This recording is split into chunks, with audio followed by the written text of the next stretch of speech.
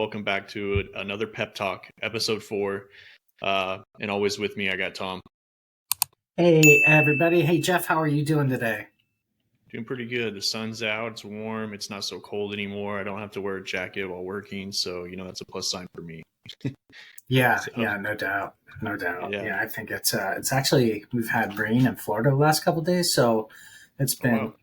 only like a high of 71 or 72, which is crazy because usually it's like last weekend it was 92 already. So Oh my gosh. With humidity, brutal. no humidity yet. So this is kind of Oh, why April is bearable. nice. Like March and April, it'll get up to those temperatures, but like when the breeze Yeah. blows, it feels like it's cooling off. Where when you get in July and August and that breeze is going, it's like you're in a convection oven. It's just blowing hot air at you, which is Yeah. awful. Heard that. It reminds me of Texas a little bit, but sometimes I like it. But Mhm. um, Tom and I got ourselves a good one for today, especially for you guys. Today we're going to be talking about the tariffs and how to respond. I know in episode 1 we went over the tariffs. Today we're just going to go over how to respond, who wins, who loses, and in reality who pays. And I got some questions today for Tom. I know Tom wants to kind of get into this, and Tom, let's go ahead and jump into this. Yeah. Love talking about tariffs because it's just topical with what's going on, and it seems like Absolutely. every day is a new answer or a new tariff. So going back to our first episode, I think we were discussing like I think that the American tariffs with Canada and Mexico are going to be temporary, and the ones with China specifically are going to be long term. And I still think that's going to be the case, and here's why. Um, again. Canada and Mexico are allies. China is a global adversary to the United States. And there's a lot of things outside of tariffs that we have issues with or that administration has issues with. And a lot of it is around like stealing intellectual property and stuff like that, to where there's just not a lot of trust, it doesn't seem, between the two countries. So I have a feeling that that's going to be the case. Now, the messaging coming from this administration is totally wishy-washy, right? Like it's like, hey, we're doing tariffs and they're going to be long term, and it's going to be great, and we're going to eliminate income tax because we're going to get all of our revenue on tariffs.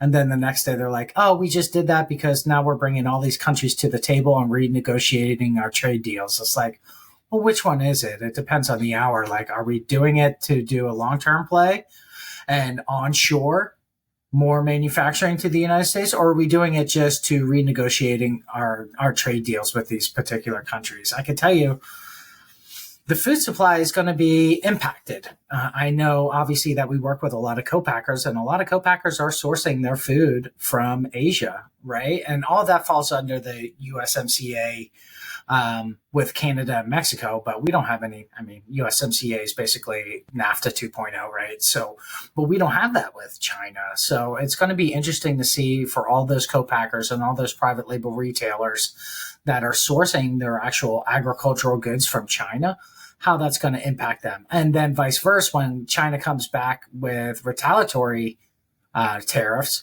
how is that going to impact our domestic agricultural business now that they can't really sell competitively in China?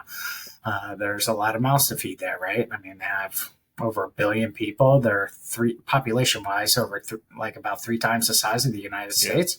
So it's going to be interesting with China and what it's going to impact. But again, I don't see the China stuff going away. The Canadian and Mexican stuff already, if it falls under USMC, which packaging for food already counts, agricultural raw goods already count. So I think we're good there. But I'm wondering what's going to happen. So, for example, I attended a couple trade shows over the last 6 months. One was the MJ BizCon in Las Vegas, which is a cannabis show. And I felt like 80% of those cannabis guys were sourcing their packaging from Asia.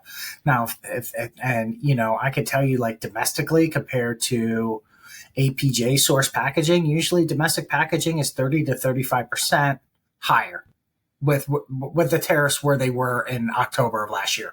Now with 104% tariff on that, now they're going to be more expensive. So I'm wondering if there's a mad dash scramble for these people sourcing their packaging from APJ to start looking at domestic or at least nearshore options for their packaging. And I'm sure that's going to happen, but for sure. Obviously everybody, if you have a 401k, can see the impact. And really it's not so much the tariffs that are causing, I don't think, the Dow to drop, but is the uncertainty. There's no real, doesn't seem like there's a solid game plan, or at least there's not a solid game plan as opposed to the messaging of what's going on there.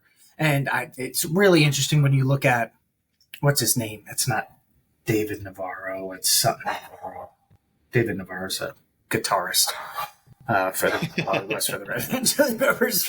So something Navarro is a guy that I think Trump is putting a lot of stock into what he's saying, but at the same time, like, I don't know if you saw on Twitter, but Elon Musk called him a pretty bad pejorative. So Elon Musk doesn't put a lot of stake into what Navarro is doing and understanding. I think Elon Musk is more along the traditional thinking of free trade benefits everybody, and all trade is just creates inflation. Right now, that's, in a world where all things are equal, I agree with that. Now, are there things that China needs to do? Like how are we going to respond with China? Because it's not the same as the United States and Canada. I think everybody under the sun would say with your allies, it should be free trade. Now, with global adversaries that can steal your intellectual property and all this different thing, there needs to be other measures in place. And again, that just kind of solidifies for me the fact that I think the China tariffs are going to be long term. And, if you're sourcing your packaging from China, it's probably a good idea to look for a supplier domestically. And this is, just Freedom Packaging, shameless plug here.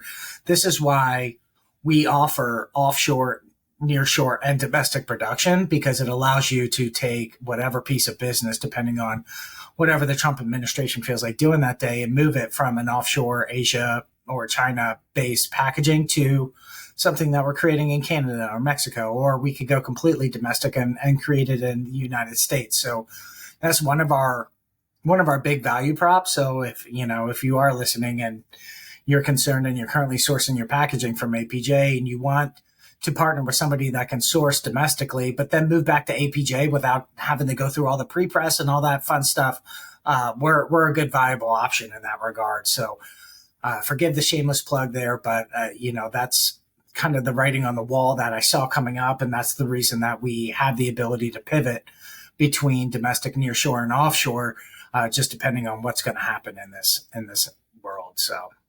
And so those, that's a huge thing. So I guess my question, for the viewers is how difficult it is to switch from, overseas to domestic, to a domestic supplier. So it can be, obviously, well, let's talk just in pre-press. It's probably a pain, right? Because you got to pull your high res files out. You got to make sure that your dye lines for your art are good. You got to find a domestic supplier that can do exactly what you're getting from overseas as far as what's the structure. Is it nylon? Is it polyethylene? Is it, how much PCR do I have in it? So first of all, you're hunting down, just from a capability standpoint, somebody that can match your capabilities. That's step one. Then when you do, then you got to start looking at pricing. And you basically have to look at the pricing, what it would be after tariffs, and compare it. Because if you're comparing it to pre-tariff pricing, you can't buy it at that price anymore. So it's no longer relevant, right? But it's going to be a hit, right? Like I said, your packaging cost is probably going to go up 25, 30% if you source domestically compared to overseas. So that's a hit to the bottom line, and that's going to be tough. So let's say you absorb all that and you can and you're not into this contract that you can't raise your pricing. And that's another thing. A lot of people are laboring under the delusion that I can't raise my pricing because I have this contract for 1 year or 2 year that I won this bid, and it says I can't change my pricing. But tariffs and stuff should fall under force majeure clause, which means that you can change your pricing. So even if you stayed with your current manufacturer in APJ and your packaging cost goes up 30%, there you are. You have to change your pricing. Nobody can absorb a 30% hit on cost of a big portion of what you're producing. And then you get to pre-press, right? So what are you going to do at pre-press time? So now you got to ask your current supplier, hey, I need all my high-res files sent to you, and you're probably going to have to do retransfer or something like that. And they're probably going to drag their feet on giving you that art because they know what it means. The writing's on the wall there. When you're asking for low res art, that's one thing. Hey, I just want to look at some stuff and look at text and content and placing. That's what you do with low res art, but you can't print that. So when you start asking for high res files, that's an issue. They know the reason you're doing that is because you're pulling the business. So they might drag their feet. They might never give it to you. Right. And then if you're not in control of the art house, you might not have access to that. How are you going to handle that? So that's an interesting play. So let's say you do get the high res art, and then you have to go through and you might have to tweak it for a different press setup. For example, overseas, maybe they were running rotogravure with 4-color process plus spot. And then here you're moving it to flexo with expanded color gamut. So then you got to look at your separations and your trapping and make sure everything looks good there.